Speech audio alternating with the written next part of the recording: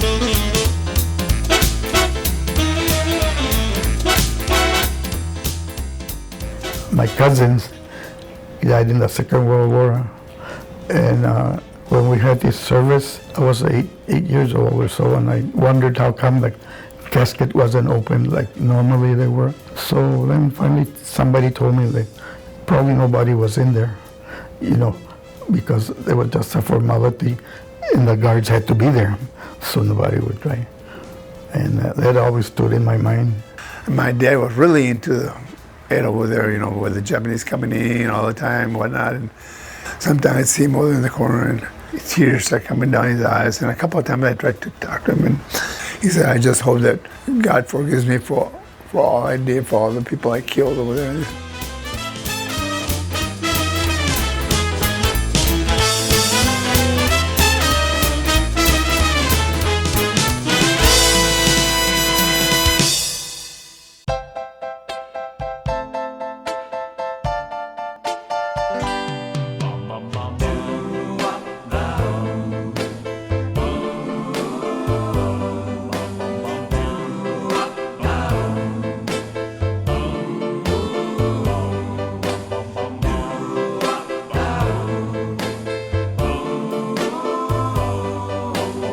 The airplane that I flew was called the F-3D Douglas Sky Knight. It was the first airplane developed to be a night fighter off the carrier. The airplane did not have ejection seats in it. There was a pilot and a radar operator side by side in the airplane. And in between the two was a door that would open up. There was a chute. The Marine Raiders want to drop 4 of our raiders out into the jungle at night. Squadron leader said, tap them on the head and they'll be gone. We're in the middle of the night at 5,000 feet over the Philippine jungle. Our squadron leader says, drop. We touched those guys on the helmet and they were out of the bottom of that airplane in the middle of the night in the jungle. Now you talk about heroic stuff. During the Vietnam War, I went to work for Continental Airlines. We started operating 2 Boeing 707 320Cs, flying out of the States pretty much into Southeast Asia. At that time, it was a segregated army. President Harry S. Truman passed the executive order that the military would be integrated in 1948. But it really wasn't integrated that soon because a lot of people frowned on integrating the army. I was a small armor. I repaired small arms. That was the coldest winter they ever had in 1950. And I was the first ammunition company to go over there. I seen a lot of bad things happen. We had ponchos. I think I still got my old poncho. I think I got it out in the shed. It didn't keep you from getting wet. General MacArthur had Marines cut off the advance of the North Koreans and Chinese, and they captured over 100,000 prisoners. And I got a picture that I seen these people coming down the road. There's a bunch of them. And I looked at that picture and I thought, well, they were different, the damn prisoners that couldn't get home. Going home? Oh my God. I didn't believe it. Oh, it was a happy day. Was it? It was so happy. It was a real happy day.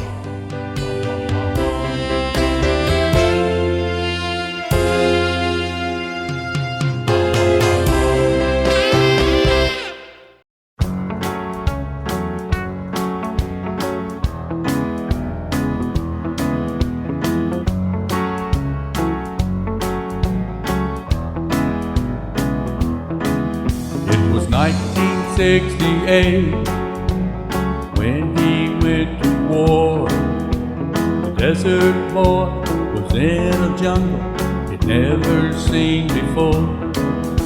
They set out on patrol in the mud and the rain, fighting an enemy that was hard to see. The warriors know the taste of freedom, so they keep fighting on. Even though blood may spill, they will overcome. They will defend it to the very end. A bunch of guys fighting to survive in the jungle of Vietnam. We flew in, I hear the engines roaring, the plane takes off and starts a big turn. And the pilot says, well, he says, we're gonna have to go around and wait a little bit. He says, we're getting some ground fire. And the boys down below are gonna clean it up. And I thought, they really sent me to Vietnam. This is it. I remember they opened the door of the aircraft and this oppressive heat and humidity came in and a smell like I had never smelled before. Starting a new program, which is part of the Vietnamization program where they were trying to turn the war over to the Vietnamese. Then I was assigned to the small boat school in Saigon. We'd teach them English, small boat tactics, and terminology. But the important part of the program was that they had to learn to operate with an American boat crew. So in order to do that, we had to teach them the vernacular of the United States Navy. If an American sailor said, get the lead out, they had to know what that meant. When that program ended, then I was assigned to teach Vietnamese midshipmen. I was in the middle of class one day and all of a sudden there was all this commotion and this Vietnamese petty officer had come into the room and he grabbed this boy and drug him out of the classroom and down the stairs, bumpity bump, you know, all the way down like this. And I saw this and I hadn't seen anything amiss, so I had no idea why he did it, but it really made me angry. And I got in his face about it and wanted to know what the heck he was doing. And I hear above me where the lieutenant's office was, he says, Adams, he says, may I see you for a moment? I walked up into the stairs and I said, yes, sir. He says, it's not your Navy. Every Vietnamese sailor that we trained and were put on in the boats, it meant an American sailor would be taken off. And so it was a way of sending our people back home. The secretary of the local board was the mother of a classmate. This was in September. I walked in there and she said, Ray, I believe I'll get your number about January. That didn't sound too good, so I went looking for the Air Force. He didn't show up that day, the Navy recruiter did. And he said, I'll be happy to talk to you. So I was a conventional machinist mate, got extended by the president, gave me the ability to make E6 before I got out. And then I got a letter from the Manpower Center, said, if you'll re-up, we can let you sew that on. Well, I took him up on it. Because I was working as an electrician as a CB. Well, CBs, you know, they're running power lines in Europe on a flagpole and it's kind of like being a target. So I thought, that's not a good idea. So when I talked to the recruiter, I said, well, I wanted to be a corpsman and I signed up for that and they gave me credit for a couple of years of college and it was all peachy keen. And if I let the Army take me, I'm going to end up in Vietnam, sleeping in a muddy foxhole and getting shot at. Not my idea of fun. They forgot to tell me the other part, that the Marine Corps doesn't have any non-combatants. They don't have any chaplains, they don't have any dentists, they don't have any dental techs, they don't have any physicians, and worst of all, they don't have any corpsmen. A year later, we got our orders going to, guess where? Vietnam. I had gone over and talked to the guys at Recon, decided my chances of survival were probably better with them. Well, bottom line is I ended up in Vietnam, sleeping in the mud and getting shot at. And some of the rest of the stuff, yeah, there's stories that just don't need to be told. Soldier takes care of the person on his left and right. You had the bond together just to stay alive. Did not take long for a kid to become a man. Fighting hard in the jungle of Vietnam. And then when I got there, about 2 days after Tet Offensive of '68 started, and they told us, hey, you got 10 minutes to get out of the plane or else we're going to take off and keep throwing you out. Oh, wow. So everybody started getting down. And on the way to the base, we saw people, buddies, they left them on the road just to show the VC that, they mean business. And every night for about 3 months, we would get mortar rounds thrown in there. So we knew, so about 5 minutes to 12, we'd run into the bunkers and stay there, wait for them to do their business. As '68 got started, we had the Tet Offensive. Well, President Johnson ordered 10,000 Marines as reinforcements to Vietnam. So we were tasked to airlift 10,000 Marines. Planes were making 32-hour round trip to Vietnam and back. The Marines are not quite used to the way we do things. Being on a flight line and working, you never salute an officer unless he's a full bird colonel or above. Otherwise, you're going to go around all day and you're going to work. You're going to be saluting. We got in trouble with those Marine officers not saluting them and stuff. Took a while to straighten them out. Summer '68, to send troops to Chicago for the Democratic Convention. So they figured riots was going to happen and they would have to send troops. So we went down there, ran exercises with the Army. All three of my brothers quit school when they were 17, went in the Air Force. And so when it came time to avoid the draft, I went to the Air Force recruiter. What do you want to go into? And I said, electronics. I want to repair it. More than likely, we'll help you get into that profession. Well, we can't guarantee you anything. I went to the Army recruiter lab and I did extremely well in electronics. So he handed me a book about this thick. And he said, look in there and tell me what you want to do. This book, and I find this one that said Microwave Radio Equipment Repairman. I couldn't spell it, but I liked what it had to say. So a couple weeks later, my oldest brother, he looked at me and he said, we're really proud of you. You're the first one in the family that's going to graduate high school. Now I guess you have the rest of your life to think about. What do you want to do? And I said, Jack, didn't Dad tell you I've already gone into the Army? And he threw me out of the house, made me sleep in the car that night. I decided real early in high school that I wanted to go in the service. I wanted to go in the service because my mother was trying to raise 6 boys by herself and it was tough. So I said, well, I'll go ahead and go in the Army and I'll become a medic and get in the medical field and use that when I get out, and decided I'm gonna make a career out of this thing. This is gonna be a good thing. My first wife hated the Army. I barely made it through that first contract. I had to get out. My wife really messed me up. Changed my whole career. So I used the GI Bill to get my bachelor's degree, kept teaching. I said, well, maybe I should go on up into administration. And by then I was set. I'll just stay in education and go with that. I'm from a family of 15. When I was a senior in high school, my dad and I were not getting along.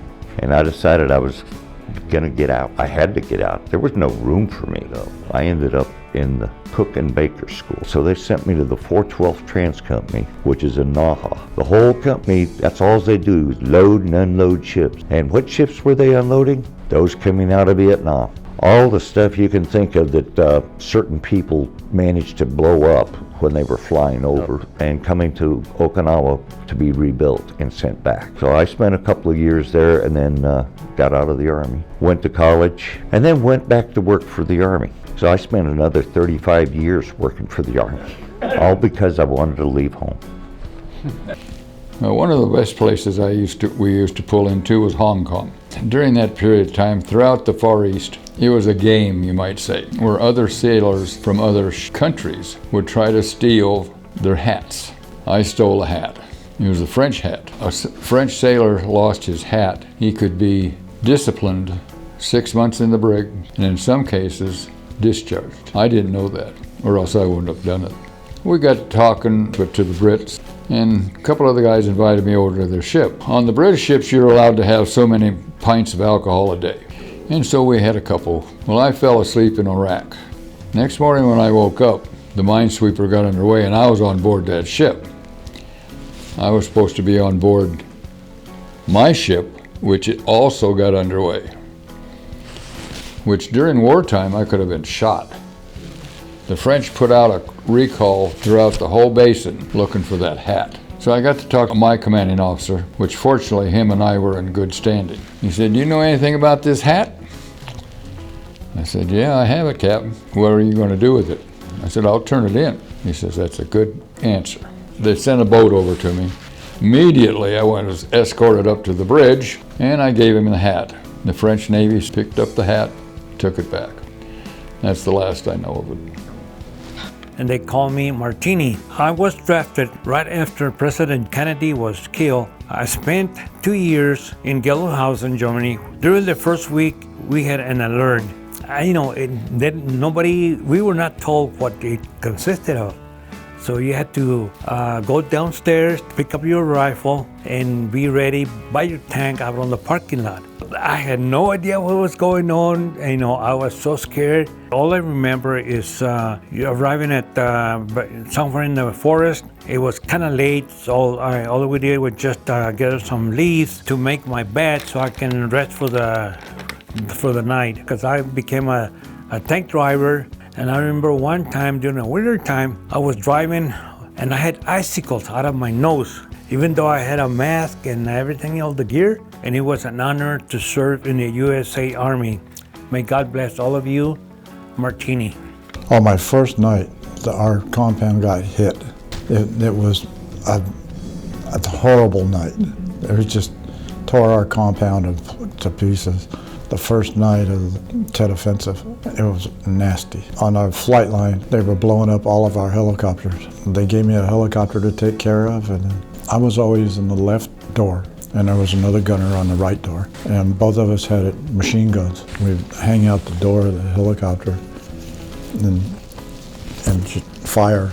We took around through the one wall of the helicopter, and it came through and hit hydraulic line, and it severed it. And we got drenched in that hydraulic fluid. And the only thing that kept us from getting burnt was our Nomex flight suits. I found a dog. Every time I went to the aircraft, I'd take it with me and put him in the aircraft. He was our mascot.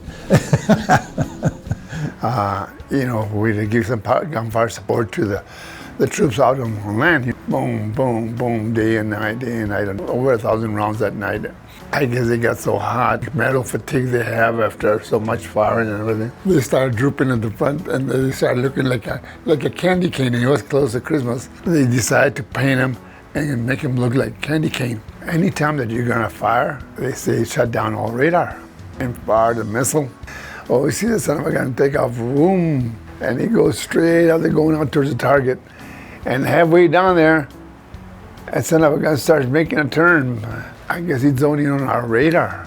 And here he comes back, and we have two big old stacks, and then the radar right next to one of the stacks. Well, he came right between both of the stacks all the way, and he blew up like a couple of miles away from us. But it's my turn to be on point today. I will analyze every broken twig, every sound the jungle makes, helping our platoon make it another day. Alpha Company leads recon, so we are on our jungle is hot, she is not your friend. Call in air support, the Huey is on its way. Sound of angel wings are flying overhead. What a wonderful sound here on the ground, we're fixing to raise hell. I was a boatswain's mate. Our job mainly was transport the admiral wherever he needed to go. One morning, they came over and they says, the admiral has a meeting on shore, pick him up so he can attend this meeting. The governor of that place is going to be there and some other dignitaries. So I went down, shower, put on my dress blues. In order to get to his barge, we had to climb down a little ladder. As everybody started coming down, I was the last one. So I came down, and all of a sudden, just as I jumped, the boat swung. And I went into the water. It was November, and it was freezing. So once I fell down, the guys had no choice but to come pick me up. While that was going on, the admiral was up there, and he was just watching the whole show. When I fell in, it was like in the middle of the ship. When I came out, I was like towards the end. There was a little piece of pipe sticking out. What was coming out of there, I don't know. But that saved my life.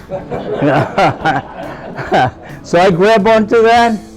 The guys came over, they picked me up. Was I heavy? I had my dress blues, and I was all wet. Took 3 guys to pull me out.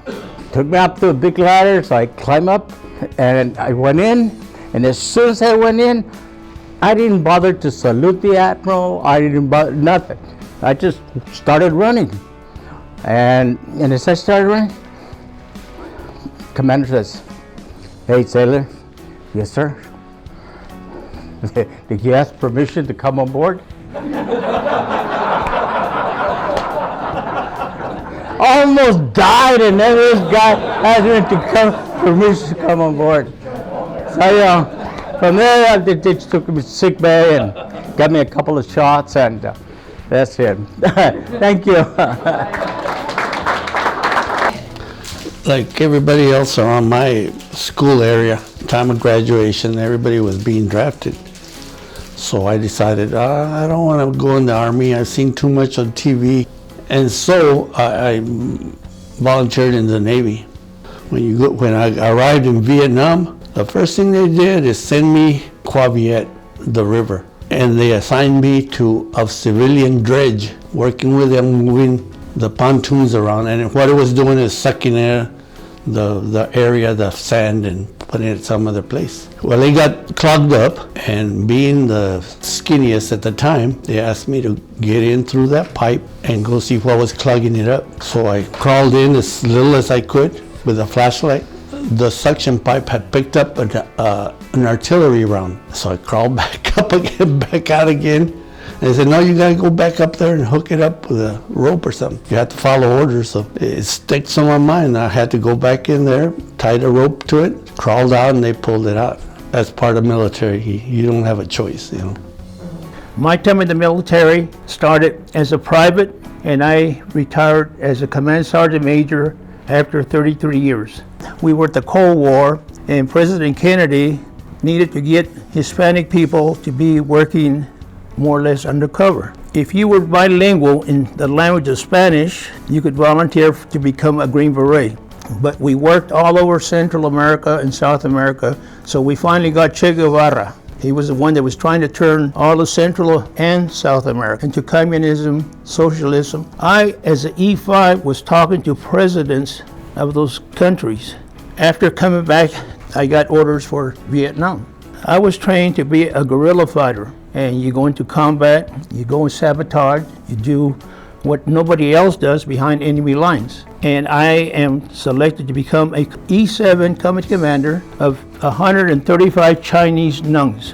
So my code was China Boy. None of us wore American uniforms, but we would go in first, find the enemy, then the conventional units, infantry would come in. And that's how we worked. After high school graduation, my older brothers and sisters kind of persuaded me to go to college. Because of the distance from my hometown in Sanelli, I had to hitch a ride with some friends. At the beginning of my junior year, I decided to drop out, get a full-time job so I could purchase a car, and then I'll go back as a full-time student. And then one day when I got home, my mother said, you got a letter here from the Selected Service or something. And I knew what it was, you know. So I always thought, here I am, you know, I knew how to speak English and Spanish. I had 2 years roughly in college. I knew how to type. So I'll probably get an office job. My orders were to go for advanced individual training at Fort Polk, Louisiana. And I said, oh my God, you know, I had heard Fort Polk was one of the major training grounds for jungle warfare. But still in my mind, I said, I'm sure I'm gonna be working, doing clerical work, maybe driving the general in the Jeep or something like that, you know. But no, that never happened, you know. After Fort Polk, Louisiana, I got orders to Vietnam. And I was still thinking, eventually somebody's gonna notice and I'll probably be based in a camp or somewhere, doing some office job. No, that never happened. I was assigned to the infantry. I was taken by helicopter out into the boondocks out in the field. We were air mobile, meaning that they would take us from an area in helicopters. By helicopter, they would pick us up and take us somewhere else to wherever there was supposedly enemy. When you would get off the helicopter, they were like 5 feet, 6 feet up, you know, hovering. Get off, you know, jump. And we would jump off the helicopter into bushes, mud and sticks and rocks or whatever. You know, I try and remember only the good things. Managed to survive, came back home,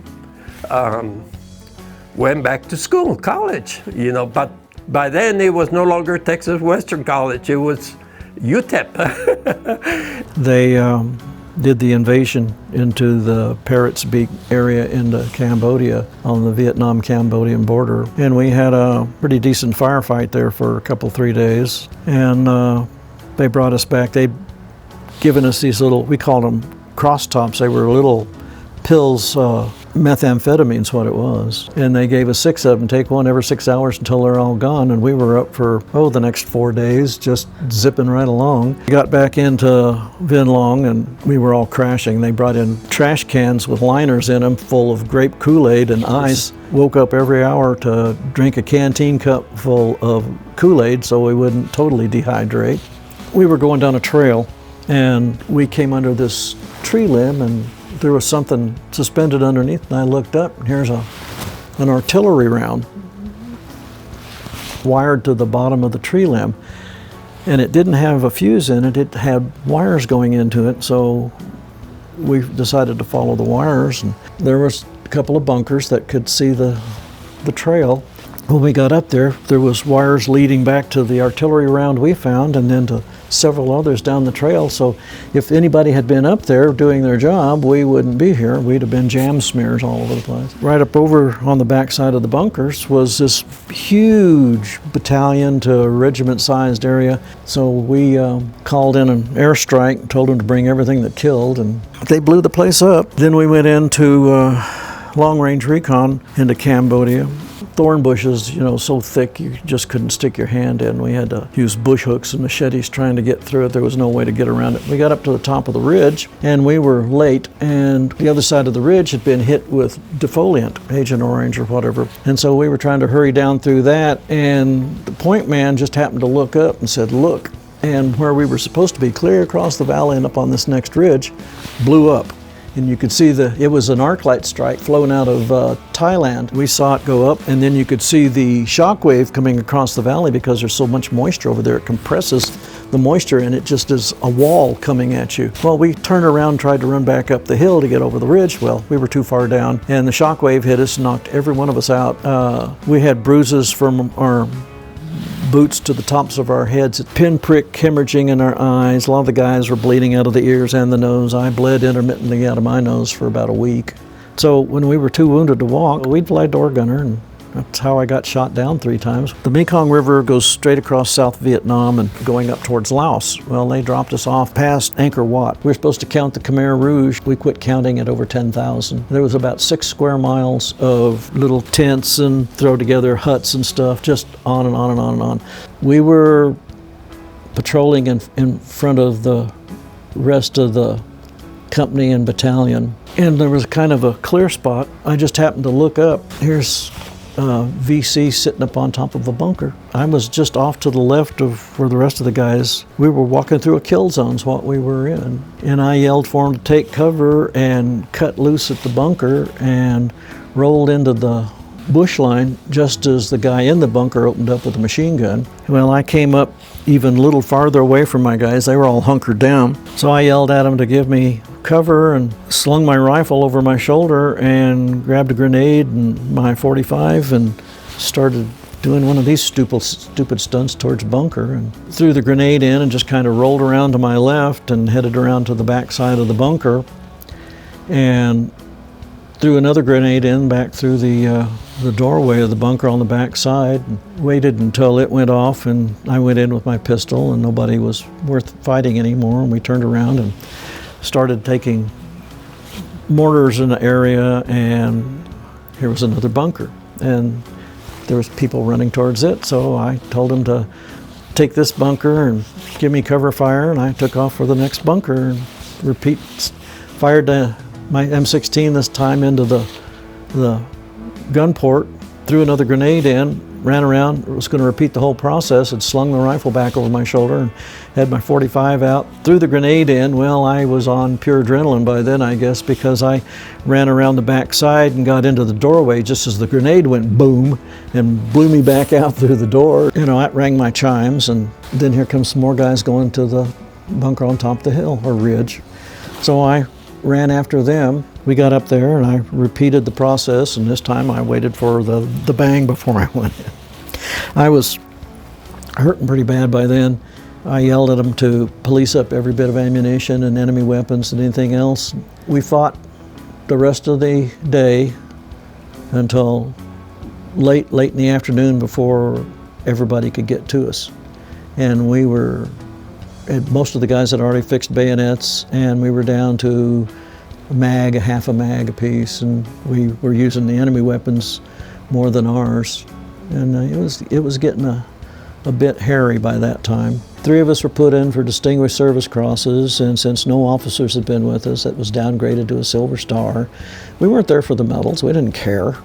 All we wanted to do was get everybody out alive. You know, we always made a promise: if we all go out, we all come back, or nobody comes back. You didn't have to write it in blood. You just had to accept the fact that these guys were going to be closer to you for the rest of your life than your wife and kids would ever be. That sounds wrong, but you know, you have to be in that kind of a situation.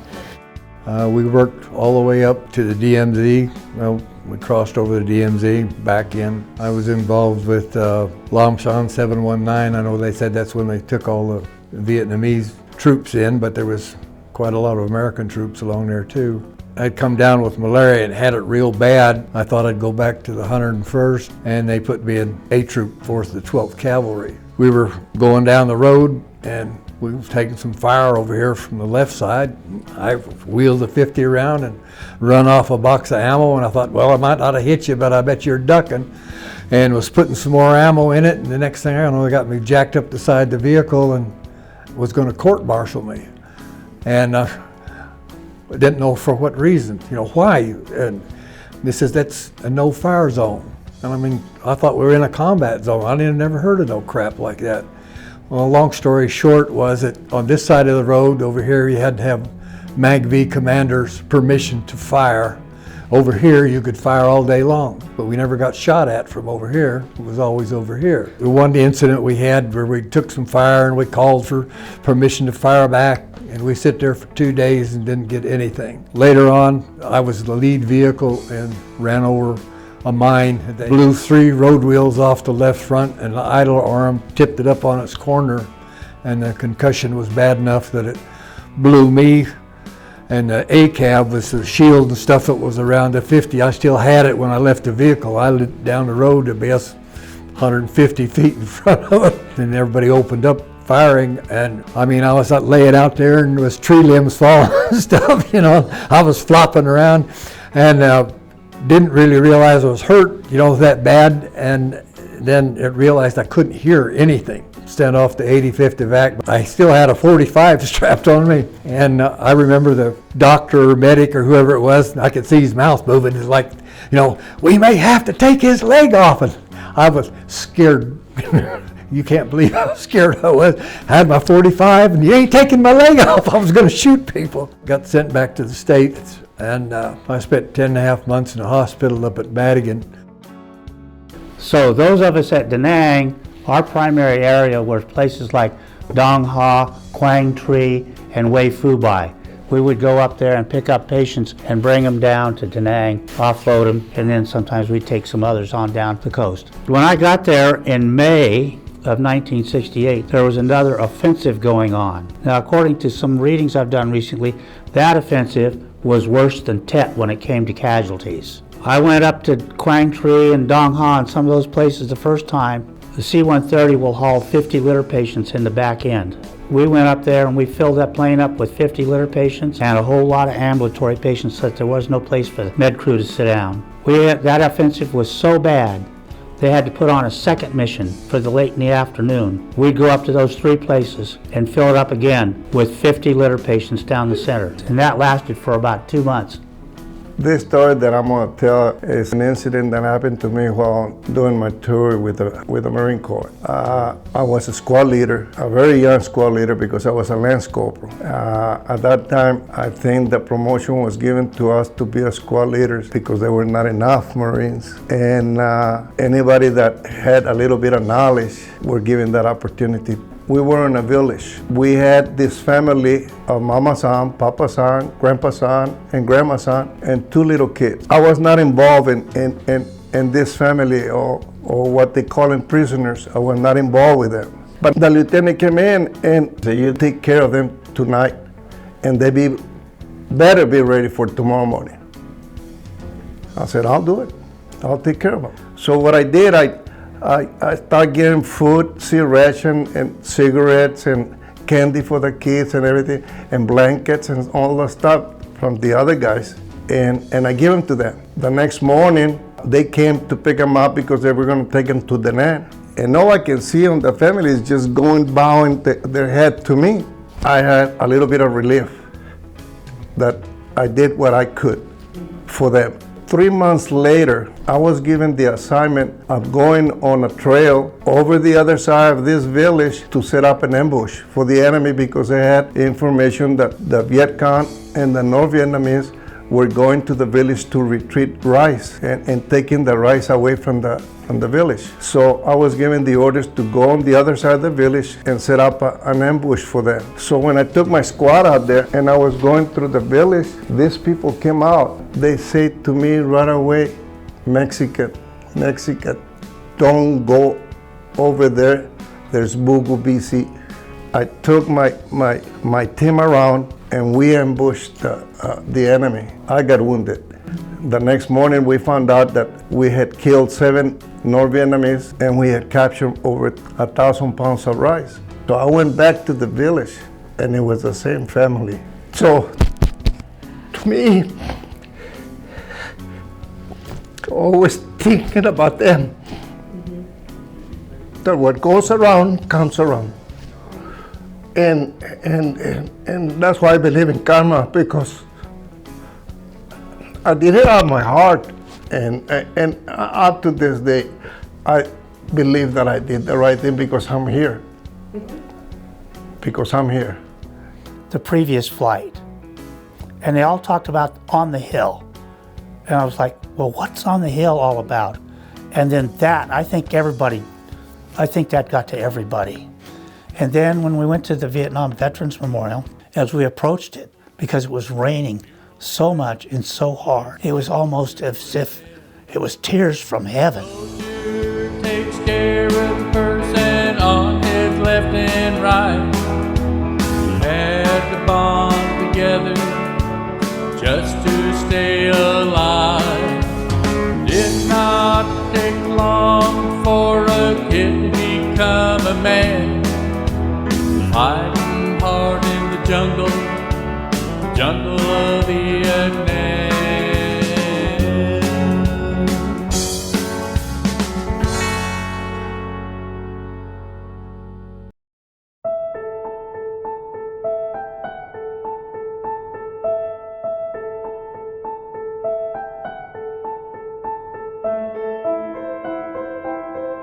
Of course, I ended up in Vietnam. What's the first thing I see? Body bags being pulled out of a helicopter. And I was wondering, you know, those people, who were they? How many people were affected by them? And that's always been on my mind. Coming to the wall today and having the honor of being in the wreath laying ceremony, to me,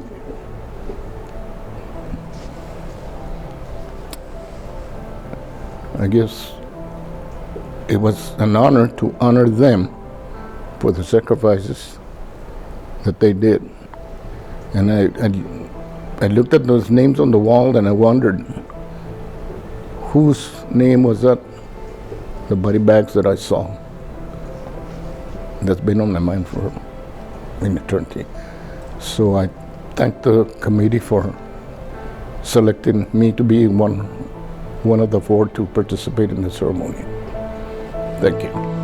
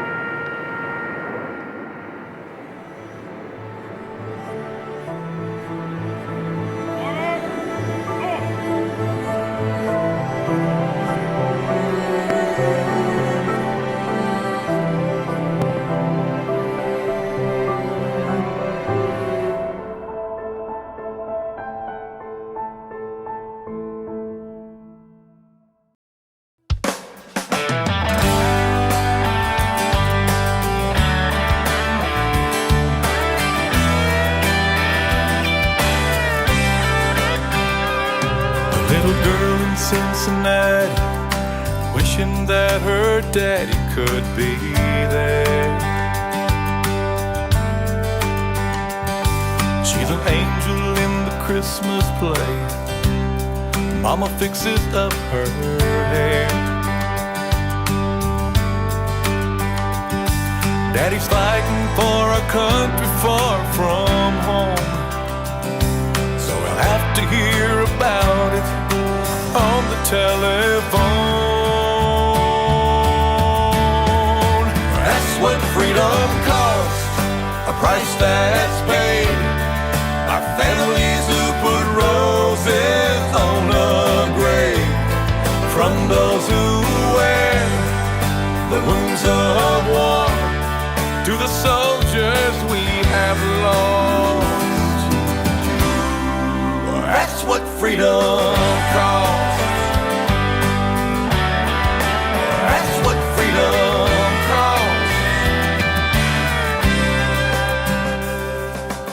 y'all were not selfish. Y'all, this is more than just you. It's about something, a commitment, something you can be proud of. And thank you for being part of our community. Thank you for being here today. We had never seen each other, but we had over these years. And when I found out that I was coming for when I stopped crying, I contacted Al and said, yes, I'll come down. Like two brothers that hadn't seen each other in several years. One time in particular, an alarm went off, there was mortars coming in, and I just kind of rolled under my bed. Didn't even touch the floor until I was under the bed. Yeah. So he climbed under his bed, and there was a mortar round went through the last room in our barracks, and enjoy our time, not knowing if we was going to be alive tomorrow or not. I came back, I'm not sure that I left the house for the first month that I was home. I stopped by the bank one time when I first went out, and a car went by and backfired. I came to, I was underneath my car, trying to figure out where the next round was going to land. You know, but you get over that. They assigned me to book flights for people coming back to the United States. When I hear, all of the war stories that people tell, I didn't realize how it had affected me. And really, I think it just dawned on me here that I felt like when people be in a bad accident and everybody in the accident perishes except you. I think that's what happened to me about the post-stress disorder. Here I am, right in the middle of Vietnam. Never assigned a weapon, because the more I look at it, the more I know that if they had said, take this gun and go up north, I would have took the gun and went up north. But I'm just glad to be here with you gentlemen. Thank you. A single mom in Houston, praying that her son will be alright. Holds this picture to her chest, she won't get much rest tonight. My baby's only 21 years old. Dear God, I'm so afraid my blue star will turn gold. That's what freedom. At Travis, it's east of San Francisco. There was an aircraft carrier returning, and as it went under the Golden Gate Bridge, there was protesters up there dumping buckets of blood on the flight deck. When I got out of the service, I packed my uniform away, and that was it. I didn't say anything. Initially coming home from Vietnam is one of the saddest experiences I have ever had. And I guess I've never got over it. Line of hospital buses come up. There was this medic was running around trying to get everybody, and to this day I don't know where they come from. I don't know if they were kids from the school on post or what. Came up there and was throwing crap at us, literally. In most cases, the American people say, yeah, welcome home and everything. And I have to always kind of stand back. Do they really mean it? Or are they just going through the motions? Because my welcome home, and it's still...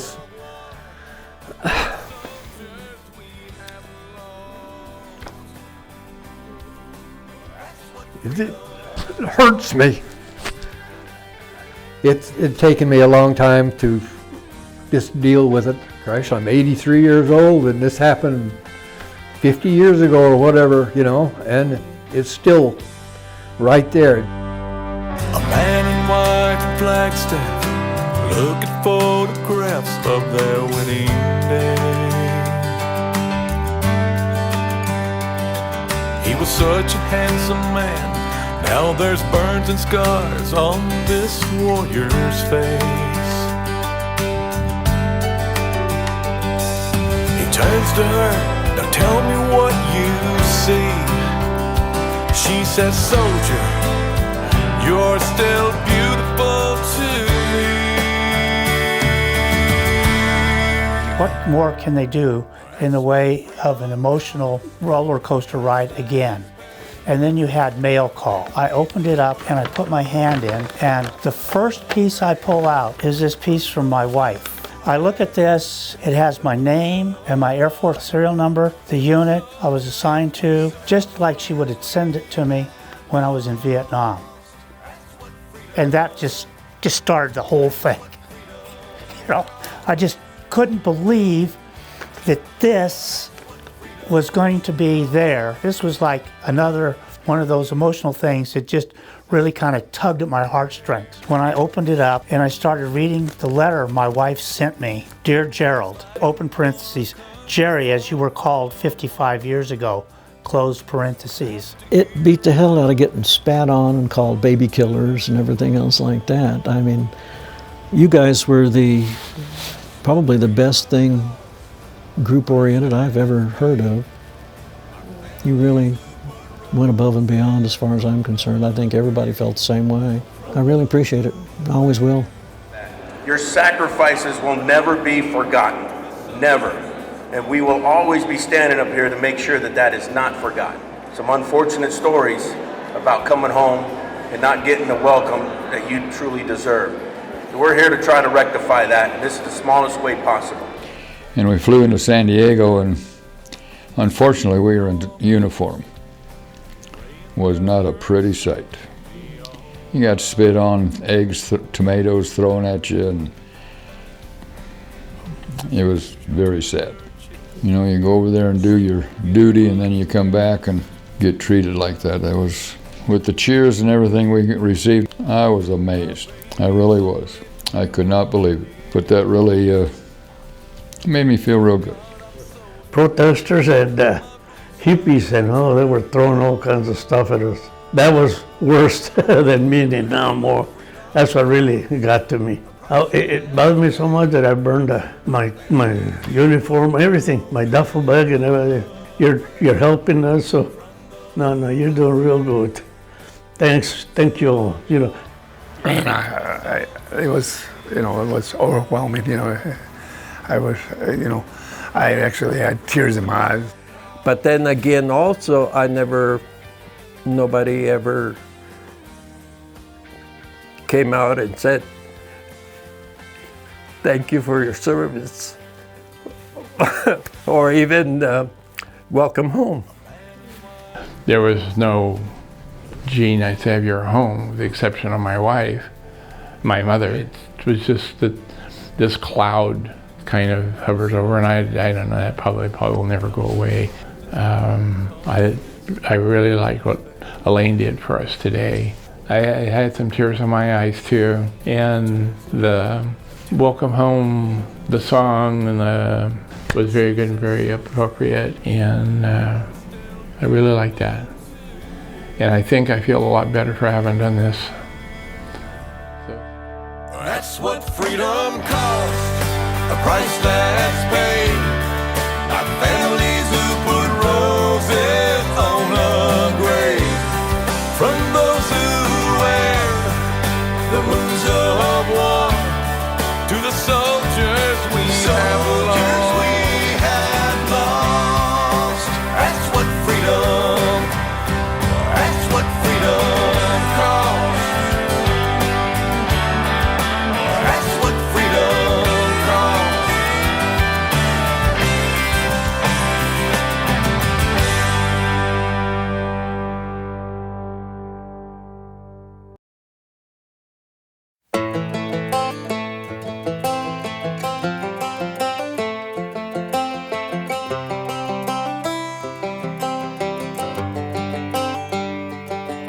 It's the guts and it's the glory, 100 stripes, 100 stories.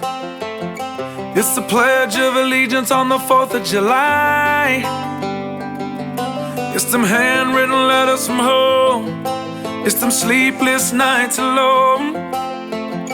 It's his newborn baby he left with his wife, Mr. Red, White, and Blue.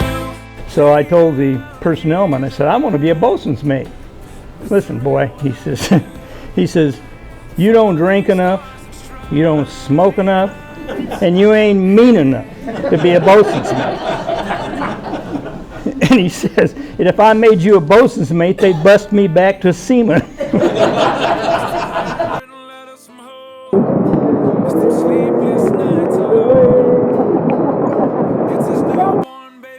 I know you had a little bit of rain in Washington, and when I saw that, I said, all right, so I made a call.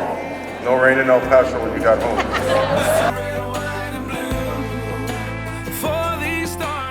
I think this is probably one of the most honorable volunteer jobs I think I've ever done, and I appreciate you guys. Thank you for your service.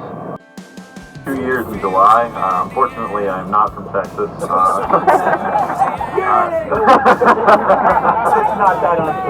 I have to say, spending time with you has been extremely memorable. And I had a bunch of people going like, oh, this is nothing. When I was in Vietnam, the rain was coming upwards from the ground. But like I said, God, you know, I'm going to be able to see a bunch of old farts just go in there and tell war stories. And no, it's not that. Yeah, it's much more than that.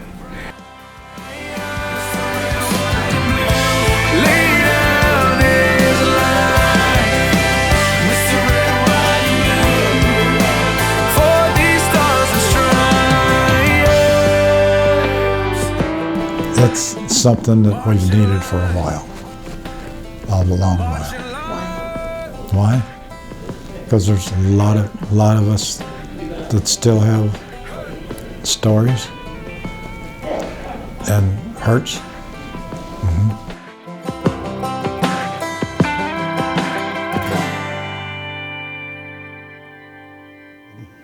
God bless the USA of America. Amen. Protector of the world. That's all.